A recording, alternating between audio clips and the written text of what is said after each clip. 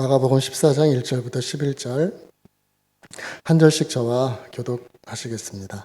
이틀이 지나면 유월절과 무교절이라 대제사장들과 서기관들이 예수를 흉계로 잡아 죽일 방도를 구하며 예수께서 베다니 나병 환자 시몬의 집에서 식사하실 때에 한 여자가 매우 값진 향유 곧 순전한 나드 한 옥합을 가지고 와서 그 옥합을 깨뜨려 예수의 머리에 부으니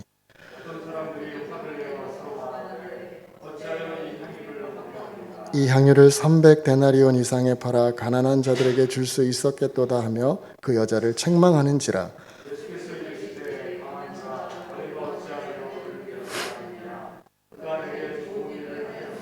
가난한 자들은 항상 너희와 함께 있으니 아무 때라도 원하는 대로 도울 수 있거니와 나는 너희와 항상 함께 있지 아니하리라.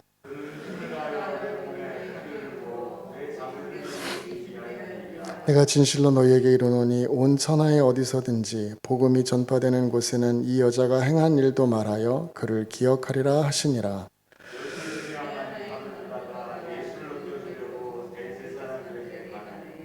그들이 듣고 기뻐하여 돈을 주기로 약속하니 유다가 예수를 어떻게 넘겨줄까 하고 그 기회를 찾더라. 아멘.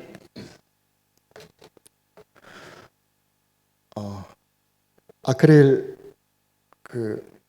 반이 앞에 있고 설치되고 나서는 제가 처음 서보는 것 같은데 굉장히 답답하네요.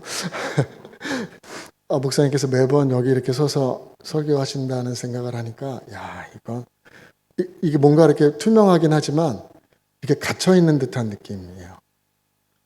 제가 마스크를 벗고 싶어도 제가 하는 일 특성상 불특정 다수를 하루 종일 대하는 일이라서 혹시 몰라서 마스크를 그냥 쓰고 하도록 하겠습니다. 이 말씀은 뭐 더 이상 부연 설명을 하지 않아도 잘 아실 만큼 굉장히 많이 설교로 다뤄졌던 말씀이고 우리가 익히 그 내용을 잘 알고 있는 말씀인데 이 말씀의 내용들을 기억하시는 분들 중에 대부분 한 가지 착각하시는 게 있는데 성경에는 오늘과 유사한 사건이 2번 있어요. 시기를 달리하는 아주 유사한 사건이긴 한데 2번 있어요. 오늘 읽은 본문과 공관복음서에서 같은 병행구를 보면 마태복음은 26장 붙어 있고요. 요한복음은 12장 붙어 있는데 내용이 마가복음과 마태복음은 거의 같은데요. 요한복음은 조금 달라요. 조금 다른데 이 말씀은 한번 찾아서 읽어보셨으면 좋겠는데 요한복음 11장 1절과 2절만 한번 찾아서 읽어보도록 하겠습니다.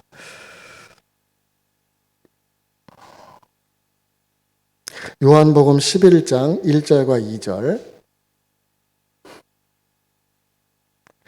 찾으셨으면 함께 읽도록 하겠습니다. 어떤 병자가 있으니 이는 마리아와 그 자매 마르다의 마을 베다니에 사는 나사로라. 이 마리아는 향유를 주께 붓고 머리털로 주의 발을 닦던 자요 병든 나사로는 그의 오라버니더라. 자, 오늘 제가 말씀을 준비하면서 마가복음 14장 1절부터 11절까지를 성경을 이렇게 펼쳐놓고 읽어보면 소 제목 밑에 공관복음서의 병행구들이 이렇게 쭉 기록이 되어 있거든요. 보면은 마태복음은 26장 그리고 요한복음은 12장이에요. 12장 1절부터. 근데 오늘 지금 방금 전에 읽었던 이 말씀은 11장 1절과 2절이죠. 근데 거기에 뭐라고 적혀 있냐면 2절 말씀에 이 마리아는 즉 나사로의 여동생인 이 마리아는 향유를 주께 붓고 머리털로 주의 발을 닦던 자라고 기록하고 있어요. 근데 이 마리아가 그 다음 장인 요한복음 12장에 보면 똑같은 행동을 다시 한번 하고 있어요.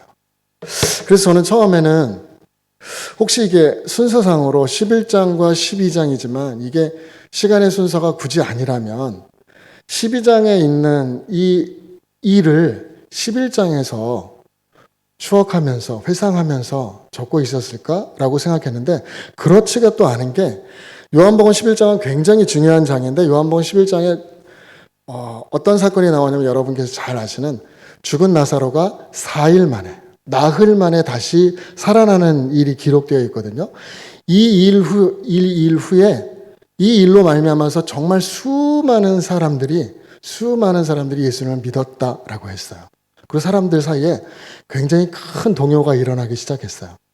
그러니까 이러한 나사로가 다시 살아났는데 그것도 4일이라고 하는 것은 굉장히 중요한 의미를 갖는데 보통 유대인들이 일반적으로 당시에 어떤 생각들을 가지고 있었는가 하면 사람이 죽으면 3일 동안은 그 사람의 영혼이 그 시신 주변을 떠돌다가 4일째 되면 떠나버린다고 하는 생각을 가지고 있었거든요. 그런데 지금 나사로는 죽은 지 얼마가 됐어요? 4일, 나흘.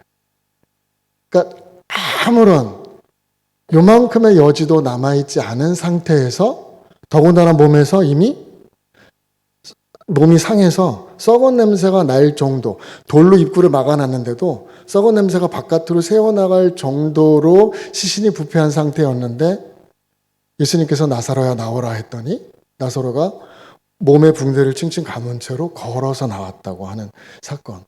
더군다나 이 살아난 나사로가 그 일들을 목격한 사람들뿐만 아니라 그 일을 듣고 실제로 그러한지를 확인하려고 왔던 수많은 사람들과도 같은 자리에서 함께 이야기를 나누고 함께 식사를 하고 하는 일들이 있으니까 이건 정말 어마어마한 사건인 거거든요.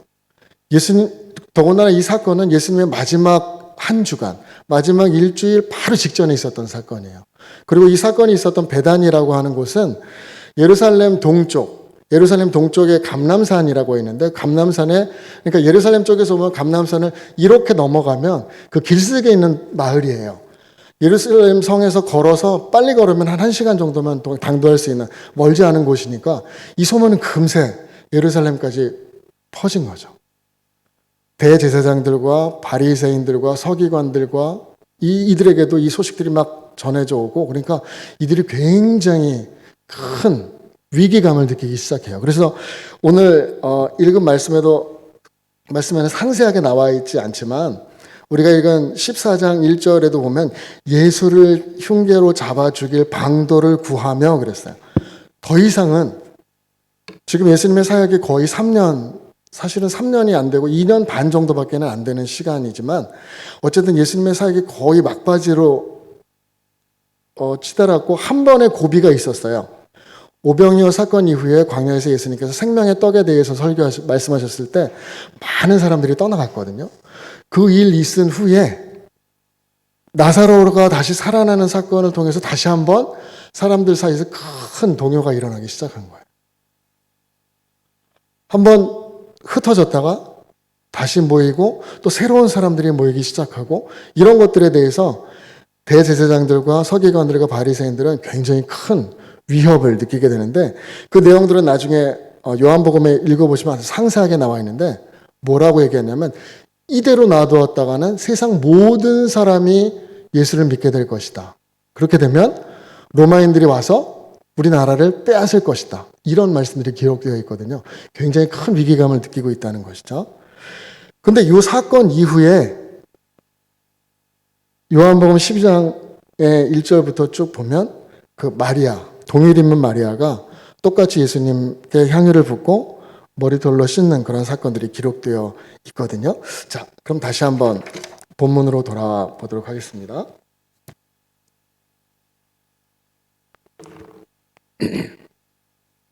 지역은 베다니라고 말씀을 드렸고요. 이 베다니는 아까 말씀드렸던 것처럼 예루살렘 동쪽에 약 3km 정도 떨어진 거리에 있는 작은 마을이고 베다니라고 하는 마을의 뜻이 뭐냐면 가난한 자들의 집 혹은 고통받는 자들의 집이라는 뜻이에요. 벳하고 아니아라고 하는 단어가 합쳐진 말인데 벳 그러면 집이라는 뜻이에요. 베들레헴 그러면 떡집 이런 것처럼 벳엘 그러면 하나님의 집 이런 것처럼 벳이 들어가면 집이라는 뜻인데 벳 아니 그러면 가난한 자들 고통받는 자들의 집.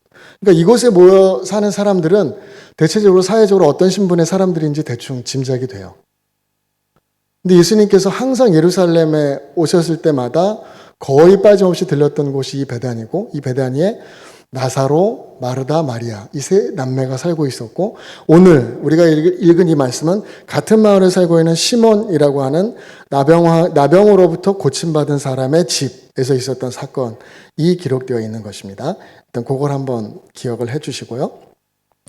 한 여자라고 기록하고 있는데, 만약 요한복음 12장에 기록되어 있는 것처럼 그 한 여자가 마리아라고 가정을 한다면, 그죠? 이 여자는 마리아라고 할 수 있겠는데, 매우 값진 향유, 순전한 나드는 그 향유의 이름이에요. 정확하게는 그 향유를 추출해낸 풀의 이름인데, 스파이크 나드라고는 원래 명칭이 있는데, 어쨌든 나드라고 하는 그 풀로부터 추출해낸 그 기름이거든요. 오일.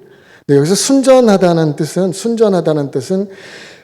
피스티코스라고 하는 헬라어를 쓰는데, 이것의 그 어근이 뭐냐면 피스티스가 뭐냐면 믿음이란 뜻이에요. 믿음. 그러니까 순전하다는 것은 원래 순전하다, 그러니까 섞이지 않고 단순하다. 그 성경이 말하는 거룩이 항상 그런 뜻이거든요. 거룩은 하나님께서 구별하셨다라는 의미도 있고, 섞이지 않고 단일하다 이런 뜻이 있거든요. 단순하다는 거예요. 그러니까 거룩하고 깨끗하고 정결한 것은 복잡하지 않아요. 막 복잡하게 이것저것 막 그럴 필요가 없이 아주 단순하고 명쾌한 거예요. 항상. 그러니까 순전하다고 하는 것은 그런 의미가 있는 거고요. 나드는 아까 설명드린 것처럼 그 스파이크 나드라는 그 풀로부터 추출한 오일인데, 이 오일이 굉장히 비싼 오일이었다고 합니다. 대부분 수입되는 오일이었는데, 여기서 말하는 옥합은 우리가 흔히 생각하는 그런 옥은 아니고요. 석고로 만든 이렇게 병에 그것을 담아서 그 입구를 그 밀랍 같은 걸로 밀봉을 했어요. 이게 휘발성이 강해서 밀봉을 하지 않으면 안 된다고 했더라고요. 그래서 쓸 때마다 그걸 깨트려서 사용하고 또 다시 밀봉하고 이런 과정을 거치게 되는 건데, 여기서 이 여자가 이 옥합을 깨트렸다고 하는 뜻은 병을 깨트렸다는 뜻이 아니라 입구에 밀봉되어 있는 밀랍을 깨트렸다는 뜻이에요. 그래서 예수님께 부었다는 것이고요. 그 값어치를 보니까 우리가 이미 읽어서 알고 있는 것처럼 300데나리온. 그러면 거의 1년치 연봉에 해당하는 평범한 남자의 1년치 연봉에 해당하는 금액인데, 이 향유를 예수님의 머리에 붓고, 다른 복음서를 같이 보면 자신의 머리로 예수님의 그 발을 닦아드리는 이런 장면들이 이렇게 나와 있거든요. 자, 그런데 여기서 이제 이 여인이 예수님의 머리에 향유를 붓고, 그리고 자신의 머리카락으로 그분의 발을 닦아드리는 이 사건이 어떤 이들에게는, 그곳에 모여 함께 자리하고 있었던 어떤 이들에게는 굉장히 불편한 일이었어요. 왜냐하면 이 여인을 책망하였다고 했는데, 책망하였다고 하는 것은 우리가 그냥 왜 저렇게 할까 이런 정도의 의미가 아닌 거예요. 실제로 굉장히 나무라는 거예요. 꾸짖는 거예요. 그 의미적으로 보면. 예수님께서는 이 여인이 한 일을 좋은 일이라고 평가하시고, 이 일을 특별히 아주 특별한 의미를 부여해서 며칠 후에 있을 나의 죽음을 예비하는 것이다 라고까지 평가하셨는데, 예수님과 이 여인 사이에 있었던 이 일이 그 두 사람을 제외한 나머지 사람들에게 있어서는 굉장히 불편한 일이었어요. 굉장히 불편하고 도대체 이해할 수 없는 일. 그 중에 가장 이해할 수 없었던 이가 누구였죠? 기록을 보면 가룟 유다. 왜냐하면 이 일 후에, 여기는 지금 우리말 번역된 말에는 기록되어 있지 않지만 마지막 9절 예수님께서 이렇게 말씀하셨죠. 복음이 전파되는 곳에는 이 여자가 행한 일도 말하여 그를 기억하리라 하시니라. 그런 후에 이렇게 시작하거든요. 10절이. 그러면서 12 중에 하나인 가룟 유다가 예수를 넘겨주려고 대제사장들에게 가며, 즉 가룟 유다는 제 생각이긴 한데 지속적으로 예수님을 곁에서 오랜 시간 동안 지켜봐 오면서 정말 이분을 내가 믿고 따를 만한 분인가에 대한 고심이 좀 있었던 것 같아요. 물론 다른 제자들도 마찬가지였어요. 왜냐하면 항상 이 모든 제자들이 너나 할 것 없이 부침이 있었거든요.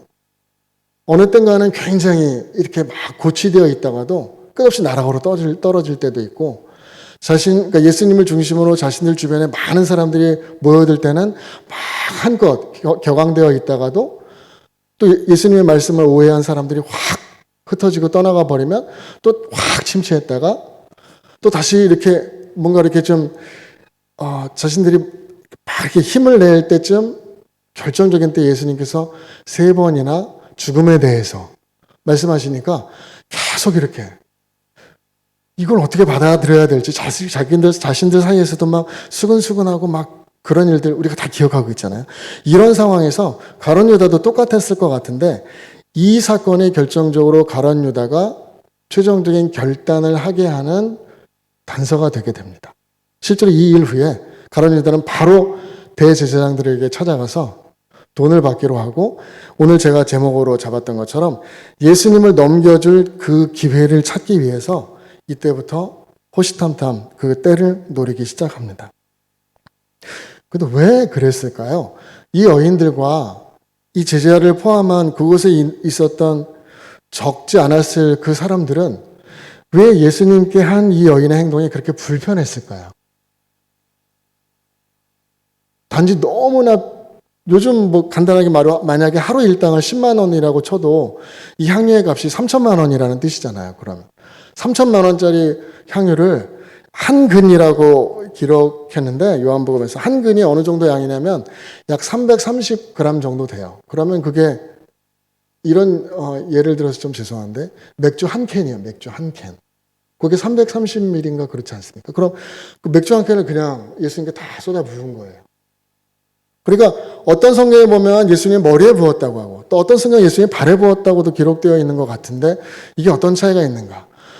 그 정도의 양이 머리에 부어지면 이렇게 몸을 타고 흘러내려서 발에까지 그 밑에 바닥에까지 다 이렇게 흥건해지게 되죠. 그 정도의 양이라면.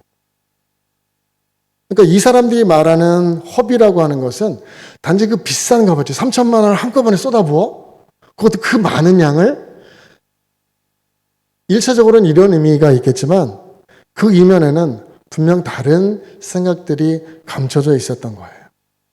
저는 그래서 이 말씀들을 계속 반복해서 거듭 읽으면서 그 서로 다른 점들에 대해서 막 찾아보려고 애를 썼는데 그게 그렇게 쉽게 딱 잡히지 않더라고요. 예수님과 여인 사이에서만 있었던 어떤 교감이라고만 보기에도 뭔가 좀 석연치 않은 그런 점들이 있어서 제가 처음에 말씀드렸던 것처럼 오늘 사건과는 또 다른 유사한 사건이 한 번 있었다고 말씀을 드렸죠. 그 말씀이 누가복음 7장에 기록되어 있습니다. 누가복음 7장인데요.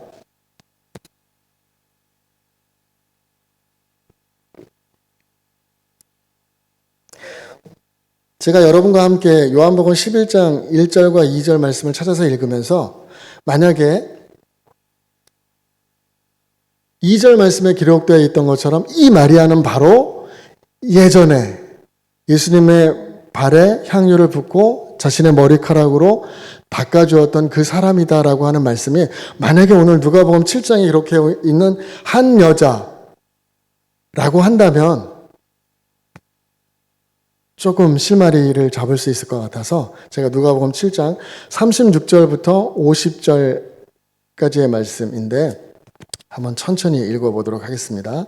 한 바리새인이 예수께 자기와 함께 잡수시기를 청하니 이에 바리새인의 집에 들어가 앉으셨을 때에 그 동네에 죄를 지은 한 여자가 있어 예수께서 바리새인의 집에 앉아 계심을 알고 향유 담은 옥합을 가지고 와서 예수의 뒤로 그 발 곁에 서서 울며 눈물로 그 발을 적시고 자기 머리털로 닦고 그 발에 입 맞추고 향유를 부으니 예수를 청한 바리새인이 그것을 보고 마음에 이르되 이 사람이 만일 선지자라면 자기를 만지는 이 여자가 누구며 어떠한 자 곧 죄인인 줄을 알았으리라 하거늘 예수께서 대답하여 이르시되 시몬아 내가 내게 이를 말이 있다 하시니 그가 이르되 선생님 말씀하소서 이르시되 빛 주는 사람에게 빚진 자가 둘이 있어 하나는 500데나리온 졌고 하나는 50데나리온을 졌는데 갚을 것이 없으므로 둘 다 탕감하여 주었으니 둘 중에 누가 그를 더 사랑하겠느냐.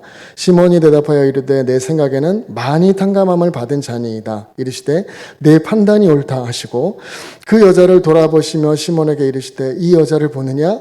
내가 내 집에 들어올 때에 너는 내게 발 씻을 물도 주지 아니하였을 때 이 여자는 눈물로 내 발을 적시고 그 머리털로 닦았으며 너는 내게 입맞추지 아니하였을 때 그는 내가 들어올 때로부터 내 발에 입맞추기를 그치지 아니하였으며 너는 내 머리에 감람류도 붓지 아니하였을 때 그는 향유를 내 발에 부었느니라. 이러므로 내가 내게 말하노니 그의 많은 죄가 사하여졌도다.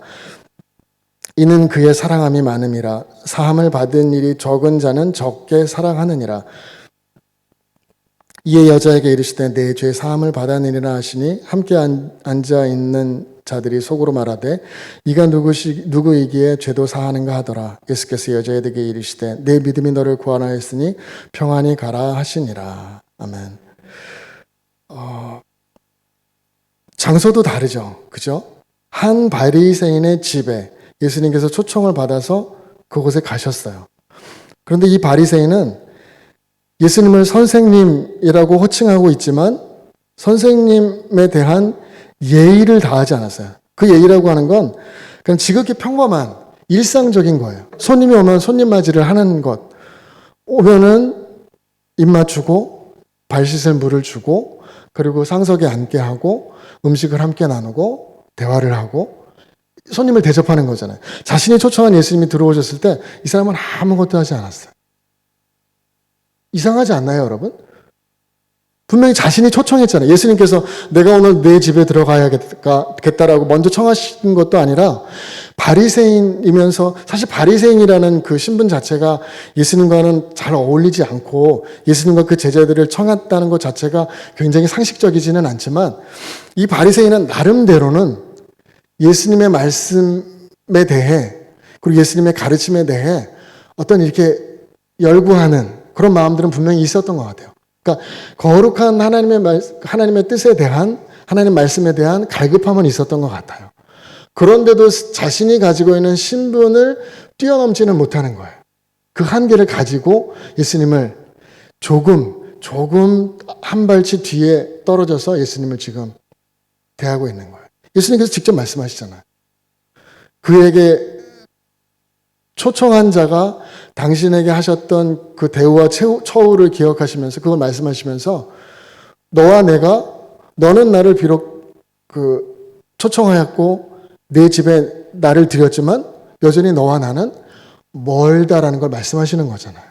그런데 이 여인도 되게 이상한데 바리새인 집에 이 여인이 들어와 있는 것도 이상해요. 왜냐하면 모두가 다 알 만큼의 죄인이에요. 여기에 모인 모든 사람들은 다 이 여자를 아는 것 같아요. 바리새인도 속으로 이렇게 얘기했잖아요. 선지자시라면 이 여자가 설령 이 여자에 대한 사전 지식이 없으셨다고 하더라도 촉보면 아셔야 되는데 이 여자는 죄인이잖아. 근데 어떻게 여자가 저렇게 하는 동안 예수님께서는 가만히 계시지? 왜냐하면 죄인이 거룩한 선생님의 몸에 지금 손을 대고 있을 뿐만 아니라 자신의 머리카락을 풀어서 여인의 몸으로 머리카락을 풀어서 자신의 눈물이 떨어진 그 예수님의 발을 닦아주고 향유를 붓고 또 발을 이런 모습들을 보고도 그걸 제지하지 않으시는 주님이 이해가 되지 않는 거잖아요. 지금 바리새인의 입장에서는. 그런데 예수님께서 예화를 하나 들어서 말씀하시면서 그 마지막에 뭐라고 그 시몬에게 이렇게 말씀하시냐면 저는 이 말씀이 굉장히 가슴에 쿵 하고 와 닿은 말씀이면서 동시에 정말 예수님께서는 참 놀라우시다 이런 생각이 들었는데요. 47절에 보면 한번 보세요, 여러분. 너는 이러하였고 저 여인은 나에게 이러하였다를 쭉쭉쭉쭉 말씀하시고 나서 결론적으로 이렇게 말씀하셔요. 바리새인인 시몬에게 이러므로 내가 내게 말하노니 그의 많은 죄가 사하여졌도다. 이 말씀을 듣는데 여러분 이상하지 않으세요? 여인에게 먼저 말씀하시기 전에 시몬에게 지금 말씀하시는 거예요. 너는 나에게 이렇게 나를 대우했지만 그 여인은 나에게 이렇게 했어. 대조적으로 서로 시몬과 한 여인을 대조하면서 예수님께서 쭉 말씀하셨잖아요. 그리고 나서 시몬에게 말씀하시는 거예요. 그의 많은 죄, 그녀의 많은 죄가 사하여졌다. 그걸 왜 시몬에게 말씀하세요? 네 죄가 사하여졌다가 아니라 그 여인의 죄가 사하여졌다를 왜 시몬에게 말씀하셨을까요? 그러면서 그 뒤에 이렇게 말씀하시는 거예요. 이는 왜냐하면 그의 사랑함이 많음이다. 사함을 받은 일이 적은 자는 적게 사랑한다. 이렇게 말씀을 하시는 거거든요. 이 사건과 우리가 오늘 본문으로 읽은 마가복음 14장의 사건을 같이 연결해 보면 이런 말씀이 되는 거예요.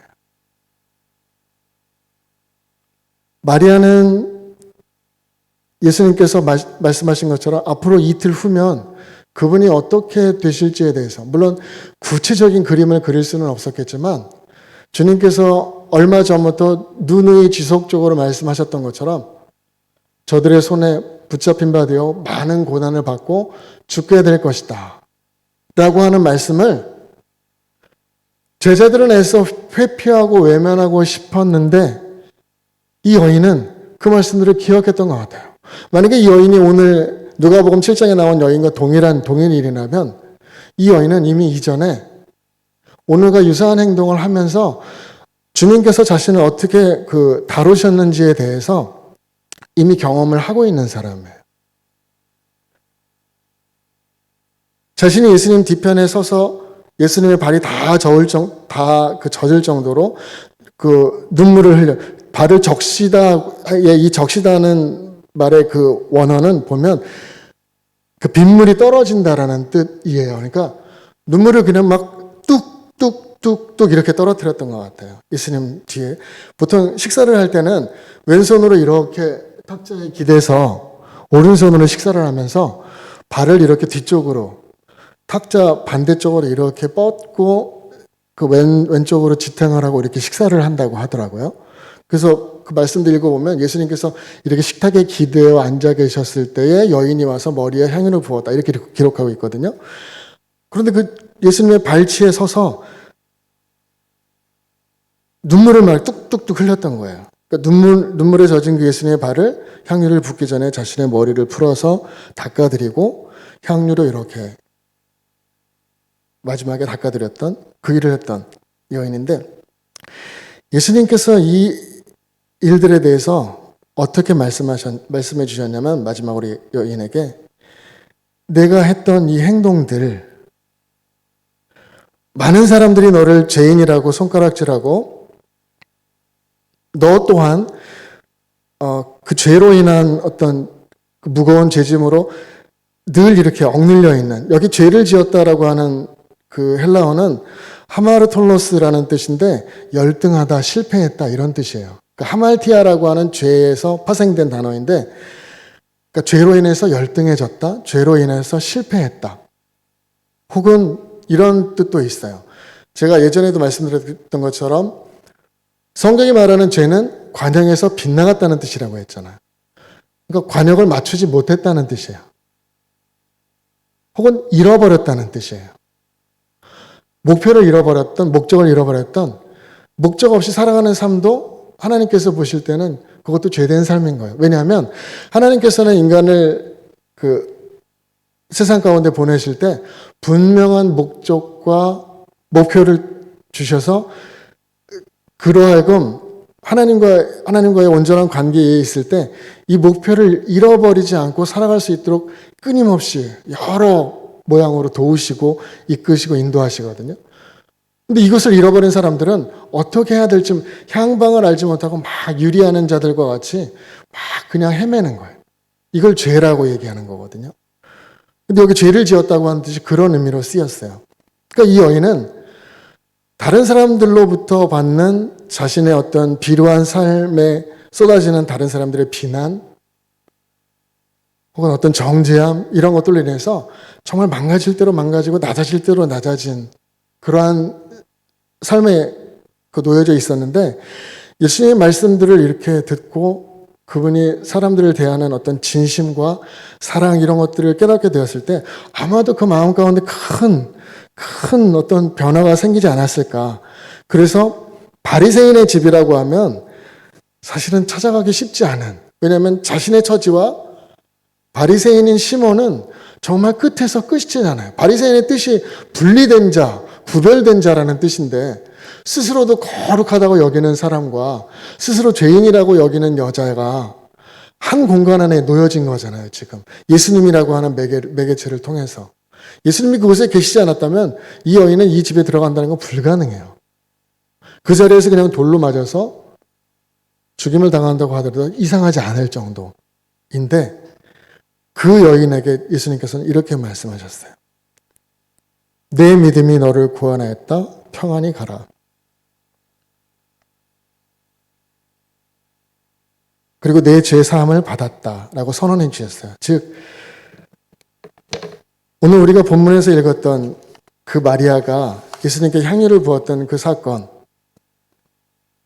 그 비싼 모든 향유를 다 그냥 주님께 부어드려도 아깝지 않을 만큼의 어떤 이 여인의 마음속에 이전에 자신이 경험했던 그 일들로부터 진정한 마음의 어떤 평안을 얻고 그리고 그 누구도 줄 수 없었던 어떤 그 억압된 삶으로부터의 참된 자유함이랄까요? 이런 것들이 그냥 향유 한 옥합에 가득 담겨있는 그 순전한 나드 한 근에 저는 고스란히 그냥 녹아있는 것 같은.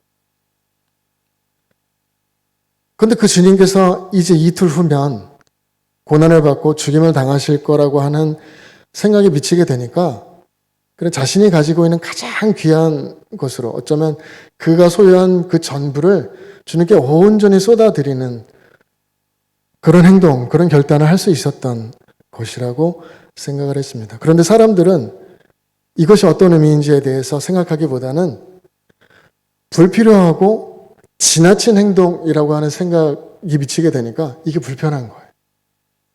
그렇게 생각할 수도 있어요. 합리적으로 생각하고 이성적으로 판단한다면 굳이 뭐 그걸 다 허비할 필요는 없잖아요. 예전에 했던 것처럼 그냥 예수님 발 혹은 머리에 조금 발라드릴 정도의 양으로도 충분하잖아요. 사실 그 마음이 중요한 것이지 그 다를 쏟아부을 필요는 없는 거잖아요. 근데 여인의 입장에서 또 본다면 이 향유를 정말 주님께 드리고 싶은데 이틀 후면 그날이 지나고 나면 또 이걸 언제 주님께 쓸 수 있겠어요? 그 여인에게는 이제 더 이상 많은 사람들이 소유하고 싶어하고 많은 사람들이 정말 더구나 여인이라면 그 무엇보다도 소중하게 여겨질 수 있는 그것들이 이제 더 이상 필요가 없게 되는 거예요. 이 여인은 예수님의 죽음에 대해서 생각할 때 그곳에 모였던 제자들과 다른 이들은 어떻게든 예수님께서 끝까지 살아남아서 자신의 삶과 더불어 이 땅 가운데서 왕노릇할 것에 대해서만 골몰하고 있었고 몰두하고 있었던 모습을 볼 수 있어요.